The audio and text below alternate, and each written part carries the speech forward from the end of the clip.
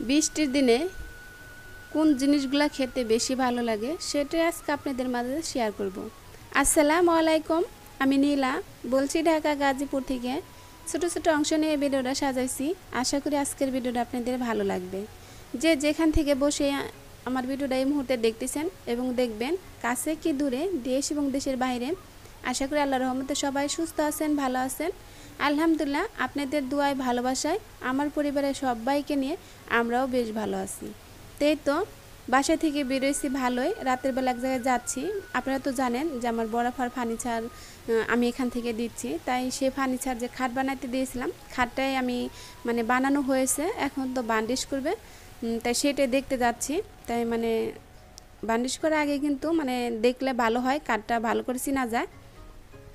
তা বাসাতে বেরিয়েছি ভালো, এখন রাত 10টা বাজে।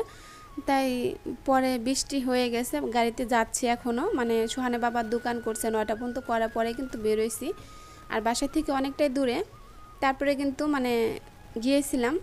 তারপরে এই যে সকালবেলার ভিডিও, মানে ওই দিন রাতের বেলা একটু সিনারি নিয়েছিলাম আপনাদের সাথে। এতটাই বৃষ্টি হচ্ছে, যখন রোদ উঠে আর যখন বৃষ্টি হচ্ছে মানুষকে মানে একবারে শেষ করে দিছে বৃষ্টিতে। কি বলবো, বৃষ্টির কারণে বেচা কিনে সেরকমভাবে হচ্ছে না, আর ঘর থেকেও বেরোনো যায় না। আর বাসে তো ছোটো বাবু নিয়ে আসছে বেড়াইতে ভাগ্নি, বৃষ্টির কারণে ছোটো বাবুর জামা কাপড়গুলো শুকানো একটু টাফ হয়ে যাচ্ছে। কি করব বুঝতে পারতেছি না। তাই তো এখানে রান্নাবান্না করার জন্য মানে মশলাদানিতে আমি মশলাগুলো তুলে নিচ্ছি। আপনারা তো দেখেছেন এই জিনিসগুলো আমি কিনে আনছি, তারপরে কিন্তু ধুয়ে পরিষ্কার করে একটু শুকিয়ে তারপরে নিয়েছি। ব্যস্ততার কারণে আর সব কিছু হচ্ছে না। বাসায় মেহমান থাকলে রান্নাবান্না ঝামেলা কিন্তু একটু বেশিই হয়। তারপর ছোটো বাবু, আর এখান থেকে এক জায়গা থেকে আরেক জায়গায় গেলে কিন্তু মানে বাচ্চারা একটু ত্যাগ তো বেশি করে। তাই তো মশলা, তারপরেও আলহামদুলিল্লাহ বাবু অনেকটাই ঠান্ডা। এমনি মানে গ্রামে থাকে তো, ঢাকা শহর বন্দিখানায় বাইরে, তো গ্রামে মানুষে কুলে নিয়ে ঘোরাঘুরি করে বাইরে বেড়ায়। আর আমরা তো 4তলা উপরে, বাইরে একটু হাঁটাহাঁটি করাটা একটু টাফই হয়ে যায়, কারণ আমি একটু অসুস্থর কারণে সিঁড়িতে নামা ওঠা আমার খুব একটা ঝামেলা হয়ে যায়।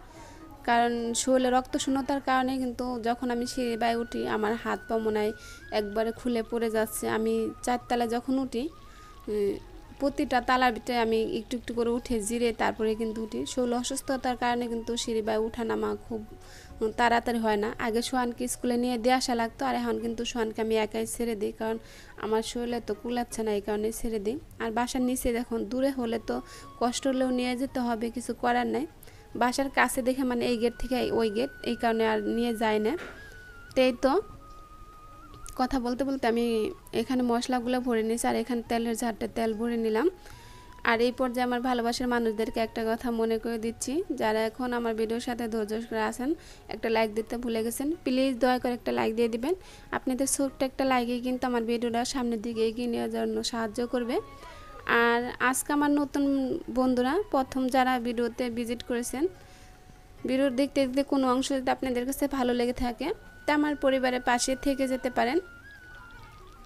এই তো কথা বলতে বলতে ভিডিও শুরুতে যে বলছিলাম বৃষ্টির দিনে কি কি খেতে ভালো লাগে। বৃষ্টির দিনে ঘর থেকে না বেরোর কারণে আমরা তো ঢাকা শহরে বন্দি থাকি সবসময়। গ্রাম অঞ্চলে যারা থাকেন বৃষ্টির জন্য কোনো কাজকর্ম করতে পারে না, ঘরে বসে থাকেন। গ্রামের মানুষ তো বাইরে কাজকর্মটা বেশি করতে হয়, মানে সব কিছু কিন্তু বাইরেই বেশি করতে হয়। এক রুমে থাকে আর এক রুমে রান্না করে, আর আমাদের তো রুমের ভিতরে সব কিছু। তাই এই তো বৃষ্টির ভিতরে ঘর থেকে না বেরোতে পারলে তাদের জন্য মানে আজকের এই ভিডিওটা। তাই এখানে আমি বেশ কিছু কাঁঠালের বিচি ভেজে নিচ্ছি, মানে এক চুলায় বসিয়ে দিয়েছি, আর এক চুলা আমি চালগুলো ভেজে নিব। বৃষ্টির দিনে ঘর থেকে না বেরোতে পারলে কিন্তু মানে যারা কাজের মানুষ, সবসময় যারা কাজের ভিতরে থাকে, বৃষ্টির কারণে কাজে বন্দি থাকে, কাজকর্ম করতে পারে না, তারাই কিন্তু পরে ঘরে বসে মানে ভাল লাগে না, বোরিং লাগে। তাই ঘরে বসে কি করা যাবে, সময় পাস করার জন্য বসে বসে টিভি দেখবে, আর এই যে এগুলা খাবে, মানে এগুলা খেলে সময় চলে যাবে। ছোলা বুট, তারপরে ভাজা পোড়া, এগুলো খেতে কিন্তু বেশ ভালো লাগে। আর এগুলো সোহানের বাবা অনেক পছন্দ করে, তার সাথে বাগনি আসছে। ওরা তো আসলে গ্রামে থাকে, এরকম বন্দিখানায় থাকে না, এই বাড়ি সেই বাড়ি ঘুরে বেড়ায়।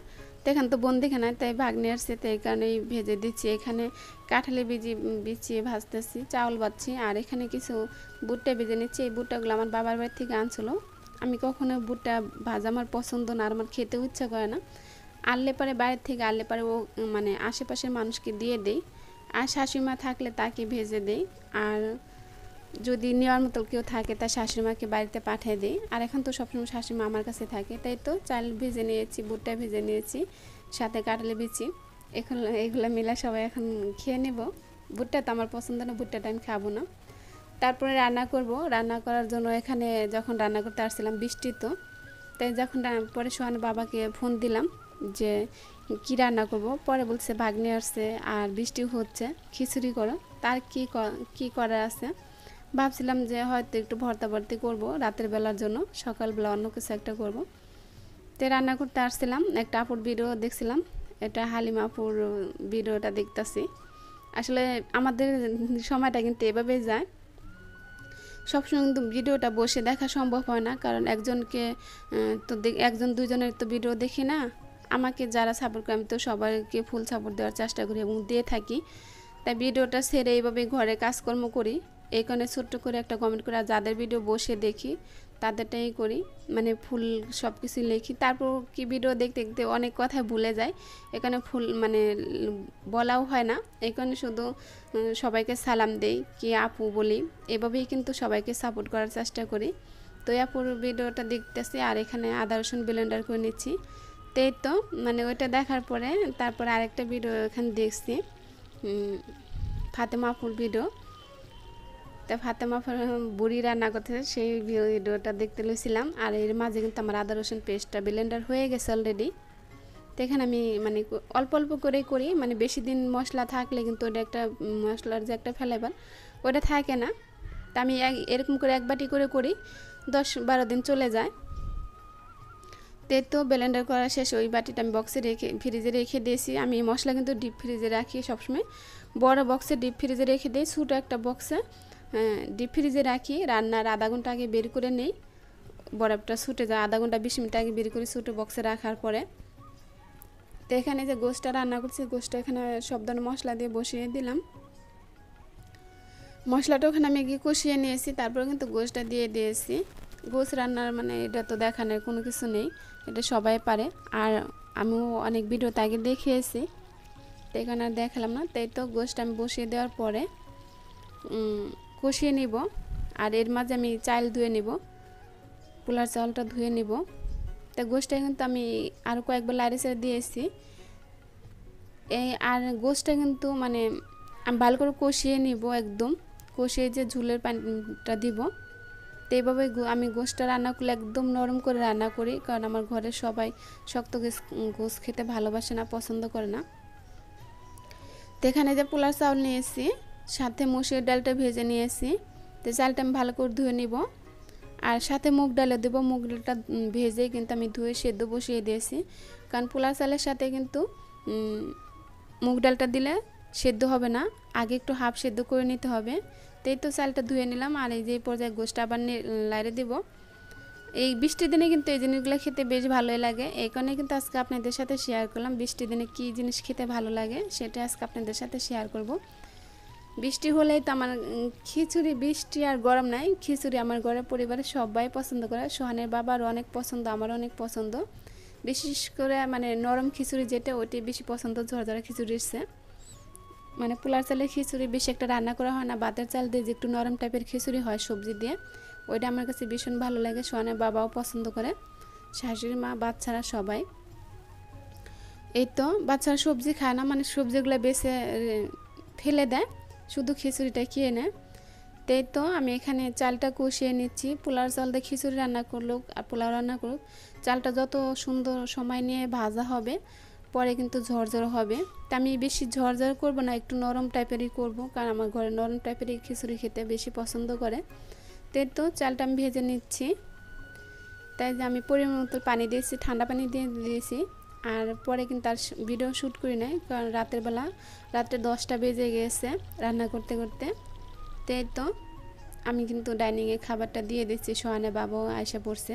তো এখন খিচুড়িটা আমি বেড়ে নিয়েছি, আর তরকারিটা আমি বেড়ে আনছি। ডাইনিংয়ে। তাই সোহানের বাবাও আসছে, এখন সবাইকে খেতে দিয়ে দেবো। পরে 11টার মতো বাজে রাত্রে। তাই আমি কিন্তু দেখতে পাচ্ছেন বেশি ঝরঝরও হয় না, বেশি নরমও হয় না। এই খিচুড়িটা আমার ঘরের সবাই বেশি পছন্দ করে। পরিবারের সবাই যেটা পছন্দ করে ওইটাই তো করতে হবে, তাই না? পরিবারের মুখে হাসি ফুটাতে হলে নিজের একটু কষ্ট পরিশ্রম করতে হবে। তাই এই তো আমি সোহান বাবার খাবারটা বেড়ে দিচ্ছি, আর আপনাদের সাথে এই ডাইনিং টেবিলে খাবার খেতে খেতে বিদায় নিব। তো সোহান বাবাকে আমি দিয়ে দিব। পরে ভাগ্নির মেয়েটা মানে এখন নাতিনটা ঘুমায় নাই, আসলে বাড়িতে 9টা বাজে ঘুমিয়ে যায়। এখানে তো আমার 2 বাবু আছে, তারপরেও ঢাকা শহরে গ্রামের মধ্যে মানে ঢাকা শহরে কিন্তু দিনের বেলা রাতের বেলাও দিনের মন হয় এরকম। তাই তো সোহান বাবা খাবার খেতে বসে গিয়েছে। তো আজকের ভিডিওটা আপনাদের কেমন লাগলো অবশ্যই একটা কমেন্ট বক্সে কমেন্ট করতে ভুলবেন না, কারণ আপনাদের সুন্দর কমেন্ট দেখে পরবর্তী আরেকটা ভিডিও বানানোর জন্য কিন্তু মনেও একটা উৎসুক যাবে। এখান থেকে বিদায় নিচ্ছি, দেখাবে নতুন কোনো ভিডিওতে। আল্লাহ।